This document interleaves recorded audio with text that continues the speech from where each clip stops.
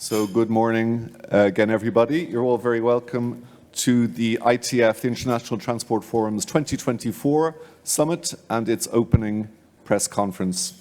We've seen a few of you this morning already for the morning media briefing. I hope you've enjoyed the sessions you've been to since we met a little bit earlier this morning. So I'm very delighted to welcome the moderator of the session, Jari Kopila, who's the head of the Secretary General's office, who's accompanied by the ITF Secretary General, Young-tae Kim, and Minister of Transport and Telecommunications of the presidency country, Lithuania, Marius Skuodis. So over to you, Jari. Thank you very much, Ronan, and very good welcome and good morning to all our media guests here today. We are really delighted to see so many of you here today, and I think it really speaks about the importance of transportation for the global community, and especially for this opening conference. It is also my honor to introduce you to our Secretary General of ITF, Dr. Young-tae Kim, and Minister of Transport and Telecommunications, Lithuania, Mr. Marius Skuodis. Dr. Kim's mandate includes transforming ITF into a global organization, and we are happy to see so many of non-European journalists here today as well. Lithuania holds the ITF Presidency, and Minister Skuodis has strengthened the organization and skillfully guided us throughout the year.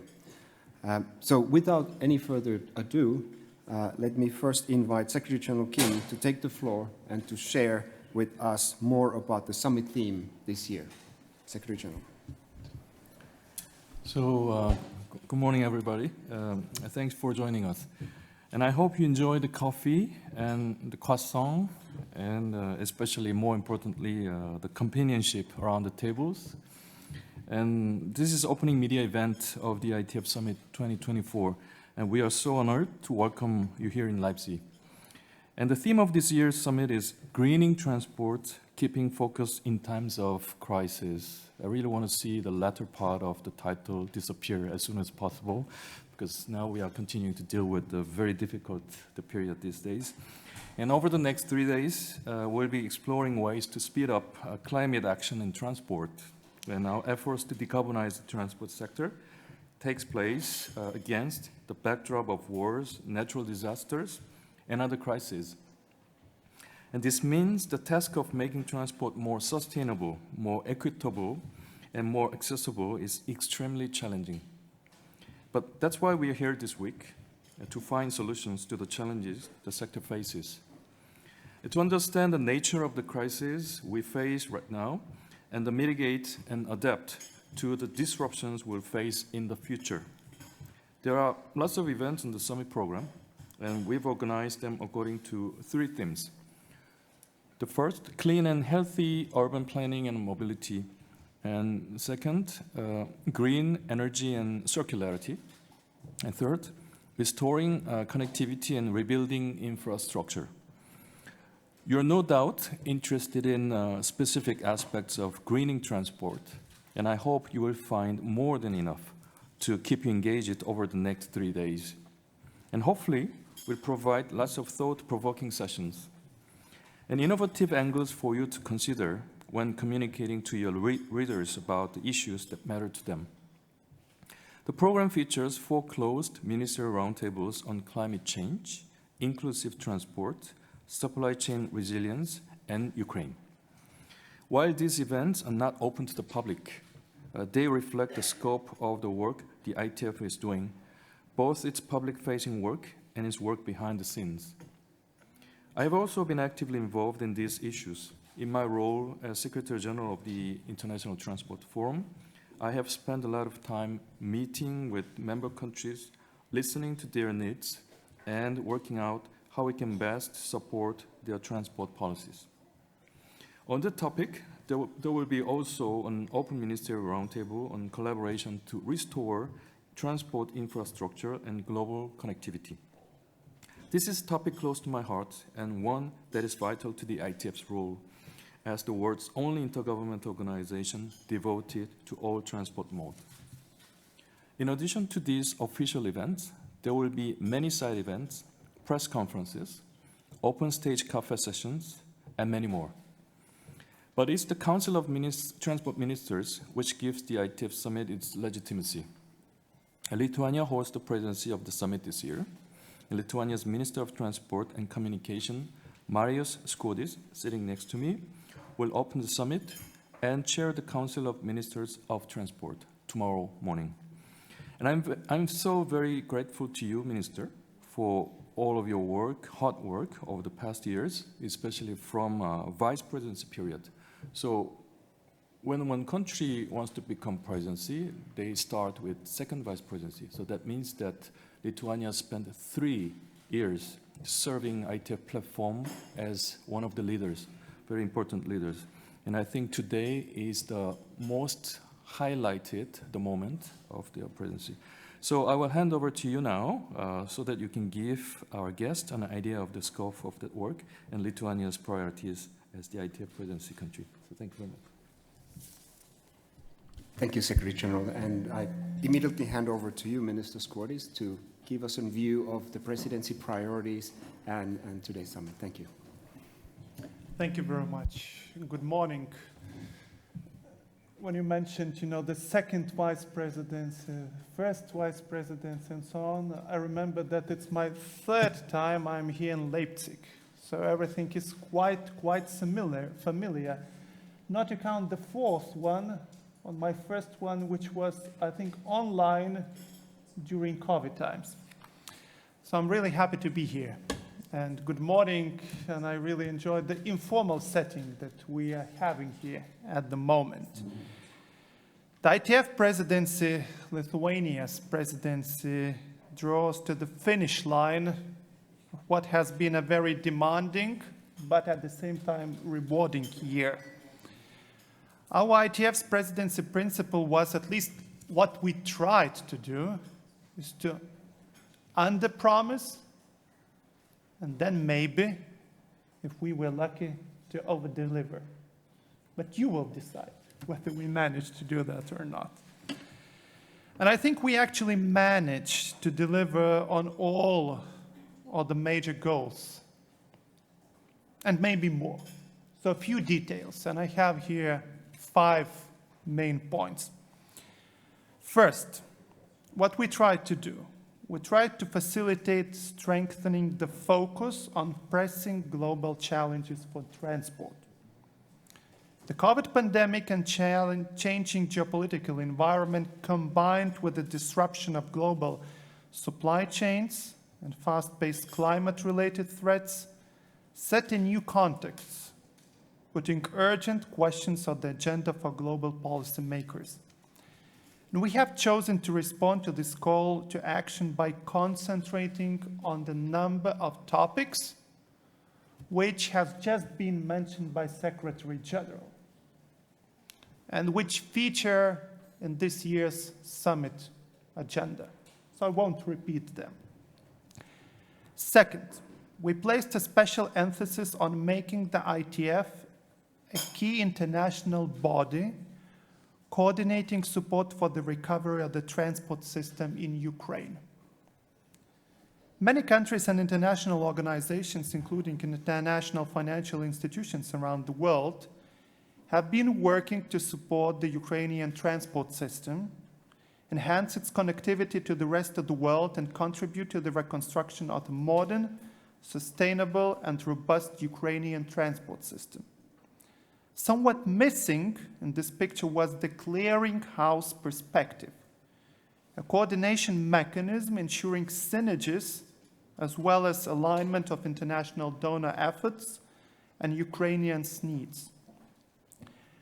I'm happy to report that for this, a common interest group for transport in Ukraine was launched in December last year.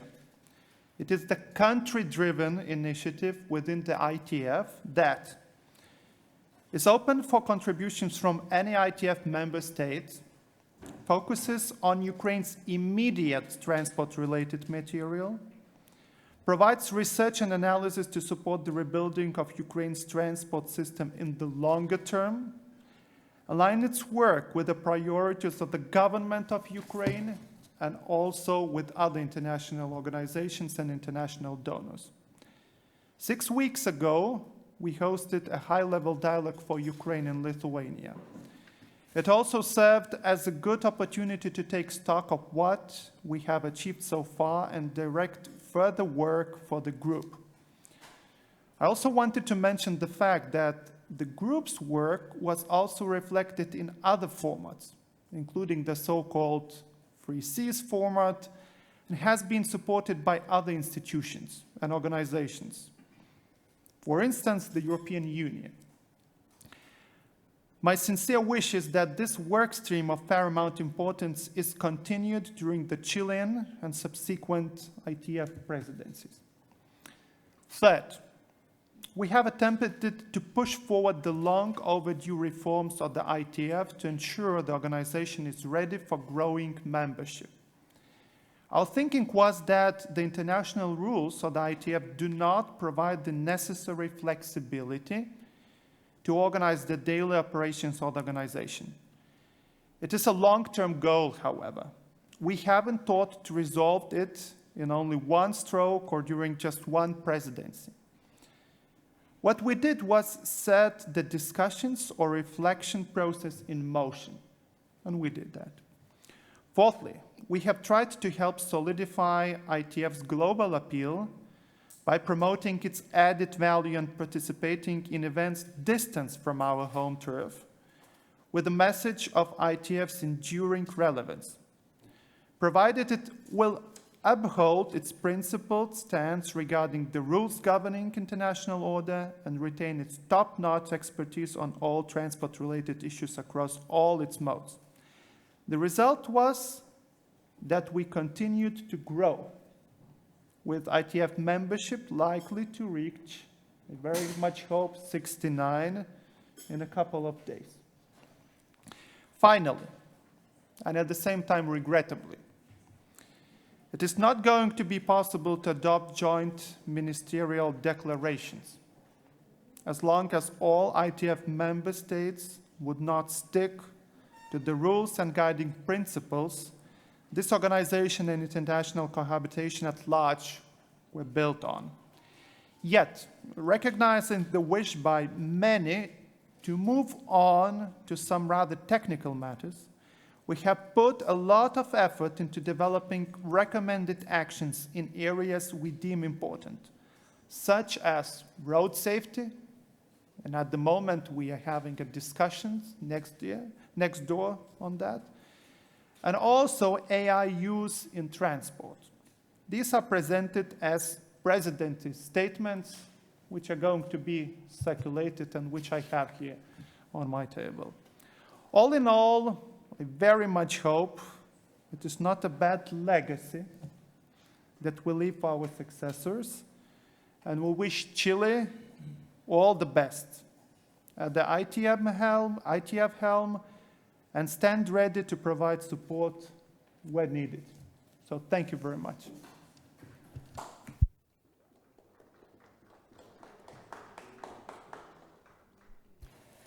Thank you very much, Minister, for really highlighting the key priorities and the achievements already during the presidency. And we are just at the start of the summit, so a lot of achievements to come forward, I'm sure, as we move towards tomorrow's ministerial press conference as well, after the closed ministerial meeting. We now have time for a few questions and answers from our participating media. If I may ask you, before asking your question, please indicate your name and the media you're representing so we can take note of that as well. So the floor is for you now, our dear colleagues. Please.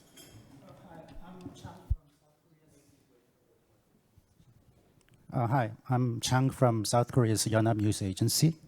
I have some questions regarding the participation or lack thereof by Russia and Belarus. I've been told that it's been the third year that they are participating only virtually. Can you tell us how the two countries have responded to such measure? And do they have a stance on the CIG4U framework in particular? And also, is the summit going to have any discussions regarding maritime route disruptions over the Israeli and Palestine conflict? Thank you. Very, very difficult questions. And in fact, it's true that we do not have Russian delegation and Belarus delegation in person on site. And since 2022, when the war broke out, ITF, the community, decided to suspend operational cooperation with those two countries. So basically, we minimized our collaboration with two countries in our member groups. But but they are still members of ITF, so they have the right to participate in statutory meetings like closed ministers meeting tomorrow morning, and the working level meetings like transport management board meetings. But it's not only about ITF Secretariat's decision, and it's also the member country, German, the government's decision. Then I think now it's third year, as you indicated, but we accept the realities, unfortunately. But in any cases, until this problem can be solved, we can continue to apply the same principle in the future. And also about the geopolitical issues in Middle East, and unfortunately we see a lot of the tensions around the world, and I hope that this will be stabilized as soon as possible. But I know that this time Israel, and in that region we have Israel as our member, and we have Palestinian is not our member, and Israel is not participating in Summit 2024. So we live in a very much trying period together, but that's why the ITF platform is also very important to talk about the future development of our transport questions, and also a lot more than transport itself. And I think Lithuania are leading this platform for many years, and they really suffered and also made a great contributions to this difficult period. Because long time ago, not long time ago, maybe 3 or 4 years ago, when we see one country becomes presidency is like a star and a big brother and leading this organization. But recently, you see, presidency country is really sacrificing itself for coordination and also discussions on different topics. So that's all I can say today, and perhaps Mr. Skuodis can add some more. I could add a little bit on the disruption of maritime routes without focusing on specific issue. I think the challenge that we all are facing is how to make our transportation systems in general more resilient. And it doesn't matter whether we are talking about maritime routes, which are being disrupted quite often, and actually too often, or we are talking about road routes. We have sometimes blockades which are taking place in our part of Europe because of protests, and goods are not moving across the borders. We have disruption in maritime routes, which costs finally more for final consumers and so on. Especially when the war in Ukraine started, one of the lessons were that every country needs to have as many alternatives for transportation or the exports as possible. And the topic of resilience in general of our transportation systems features high in different panel discussions. One ministerial roundtable is going to focus on that.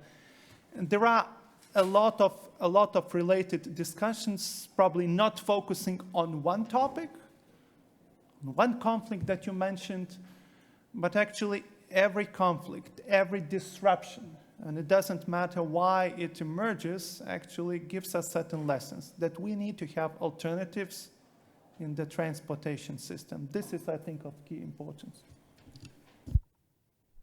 Thank you very much, Minister and Secretary General.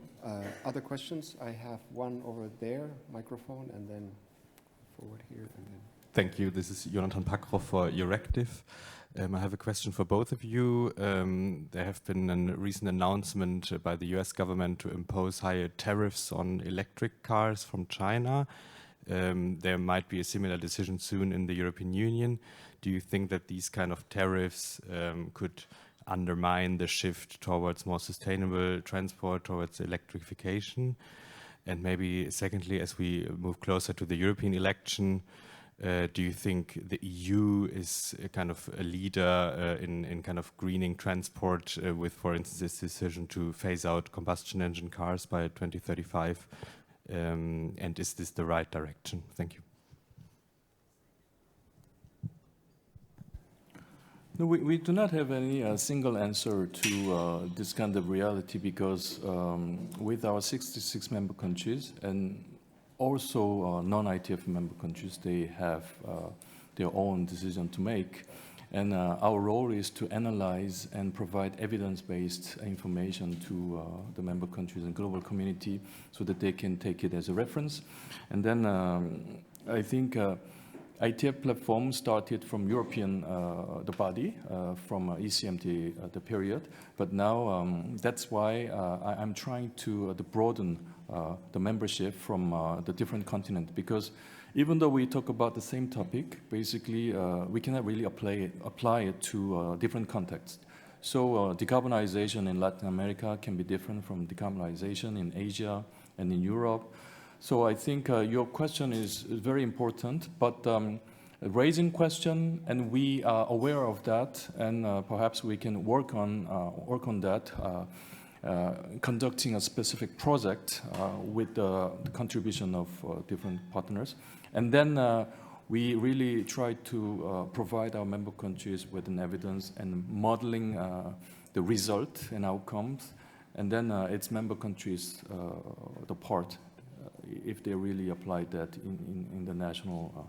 But officially, we have a very close relationship with the European Commission. Also, we have a good relationship with IMO and ICAO. So in the mobility sector, at least, we try to make great contributions when they really want to see the ITF, the presence. And also going beyond the transport sector, these days we are trying to build new relationship with non-transport organizations like WHO and UNCTAD and different areas which are not considered as transport-related sectors. So I think that might be a relevant question, but if you know more about our work, and you can talk to any staff of ITF around this convention center. Two very good, but at the same time difficult questions. So the first one on tariffs, since I'm not familiar with the latest discussions, I will refrain from commenting on that. But in general, let's be frank and open. I see very, actually strong tensions within the sector, especially in Europe. And if I could look backwards to my experience, I remember my participation in 3 consecutive automotive fairs here in Germany, which are probably the largest fairs where all manufacturers are gathering. Probably in 2019, everyone was a little bit smiling when talking about electric vehicles. After 2 years, all the manufacturers presented the brand new models of only electric ones. And I think at that time, the manufacturers chose that the future, at least for passengers cars, are going to be electric. During the last automotive fair in Munich, do you know what I remember from that fair? I remember Chinese cars. And I think this creates a lot of tensions within the sector. I have questions myself. Are European manufacturers going to produce only luxury models or also models for the masses? How are we going to deal with that? I don't have solutions, but this really creates tensions. and they are natural tensions given the pace of transformation. Regarding the internal combustion engine and the final date, we'll see what's going to happen after the European elections. I'm a little bit worried. I think we need to have clear dates. The question is how different countries are going to adapt to that. And here we are focusing on electric vehicles, especially in Europe. But for that reason, I very much support my colleague Volker Wissing to discuss more about e-fuels, for instance, and about alternative opportunities, because the internal combustion engine is going to stay here for much longer than 35. For that reason, actually, in the beginning of June, so in 2 weeks, we are going to organize, together with Volker Wissing and Japanese ministry, Lithuanian ministry, the second dialogue on e-fuels in Berlin, where we are going to discuss what could be done in order to use all the alternatives which are here on the market. So we'll see. I think we just need to broaden the discussion, because sometimes too much focus on only one technology solution might prevent what is here on the table and in front of us.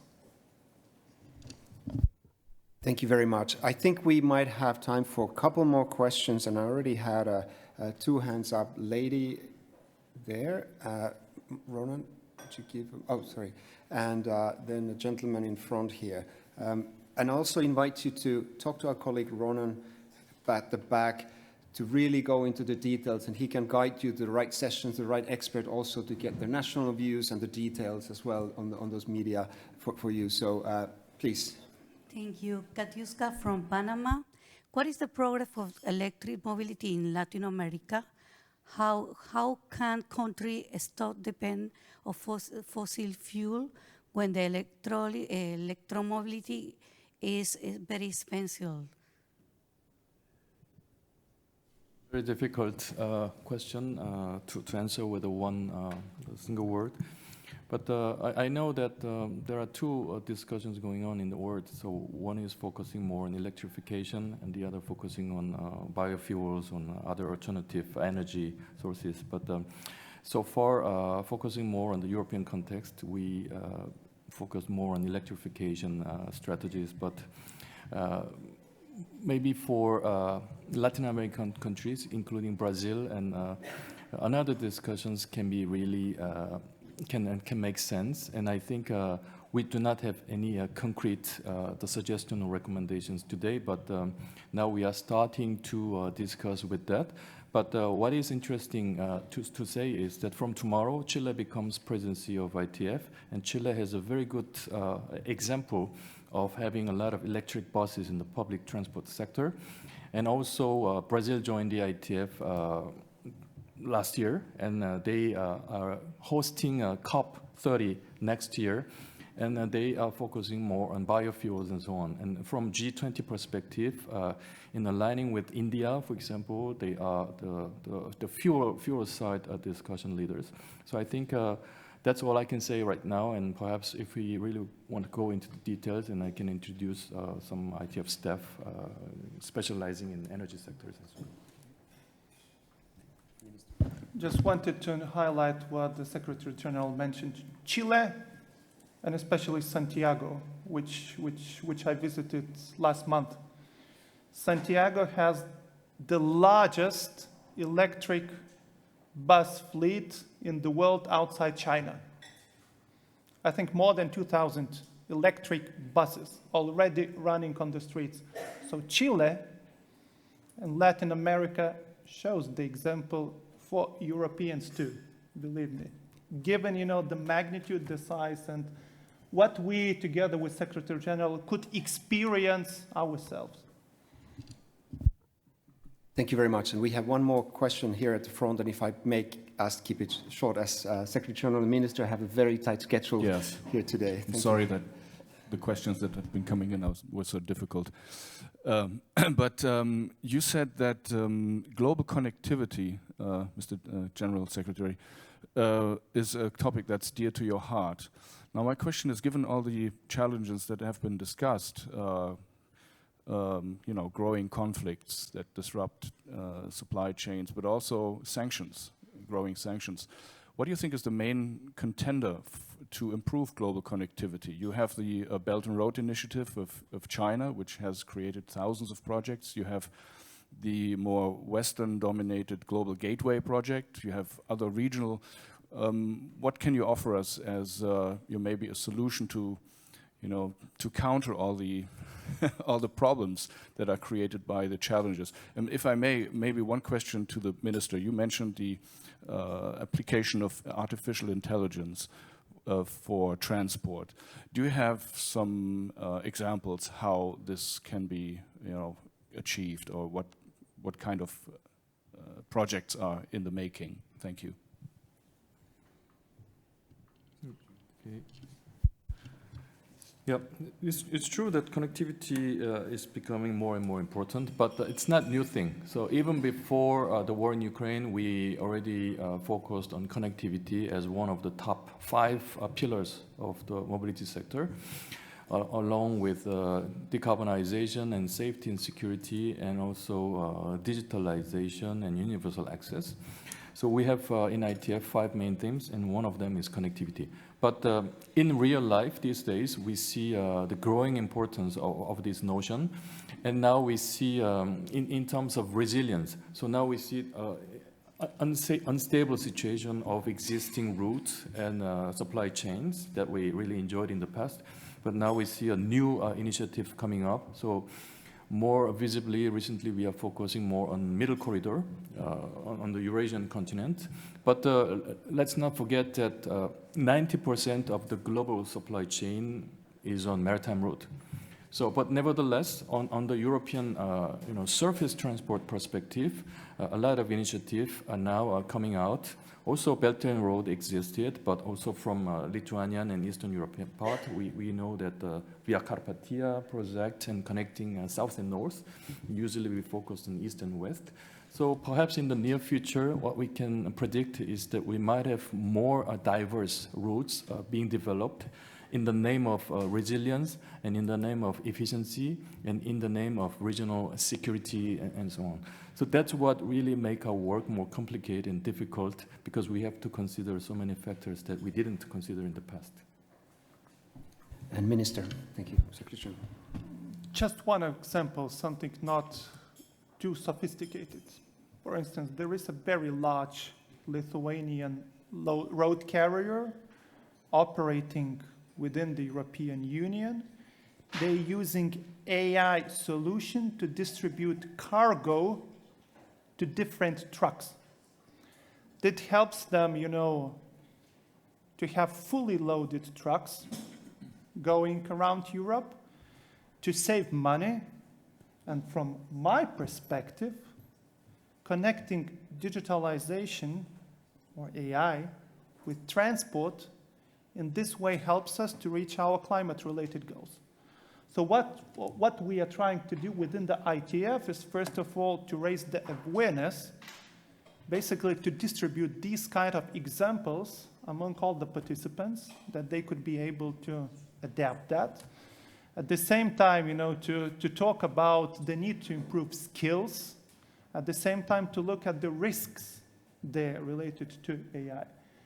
Thank you. Thank you very much. And let me turn back to the Secretary General. Unfortunately, we are running out of time, and I know it's a very, very good signal that there are several questions coming up, several requests. My advice would be to talk to our lead of communications at the summit, Ronan McElrain, to organize media opportunities and interview opportunities in this coming week. So I will turn to Secretary General for final comment, and unfortunately then I do have to close this media event. It's not, in fact, no definite solution for every question, but I can just tell you that over the next 3 days, we will enjoy participating in many interesting sessions.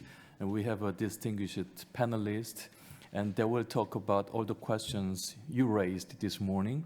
And perhaps rather than listening to myself and a few staff from ITF, you will have more interesting the insight and ideas coming from our panelists over the next 3 days. So perhaps on Friday, on our last day, I hope that you will have more clear view of how mobility is evolving and how our ITF community is developing into the future. So let's stay tuned and let's enjoy. Thank you very much.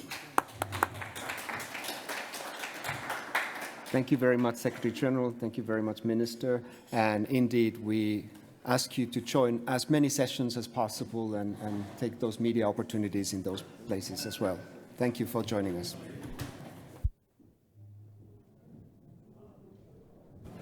Thanks very much, everyone.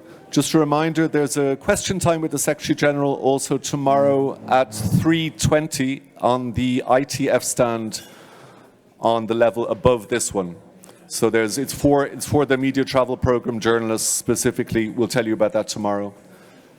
And we're back to back with the next session on our e-scooters becoming more safer, new evidence on the safety of micromobility. Coming right up.